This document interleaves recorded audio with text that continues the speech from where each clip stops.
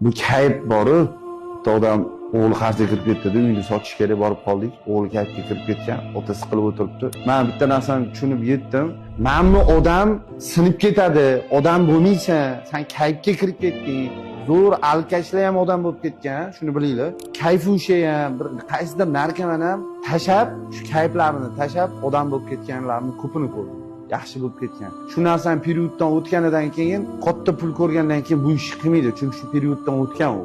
O'sha odam juda aqlli odam. Bu qaysidir inson nima, sen odam bo'lmaysan, sen kayf ushasan, sen unaqasan, sen bunaqasan degan bolalarni ko'rdim, o'zi hozir sinib ketganda, o'zi sinib ketgan.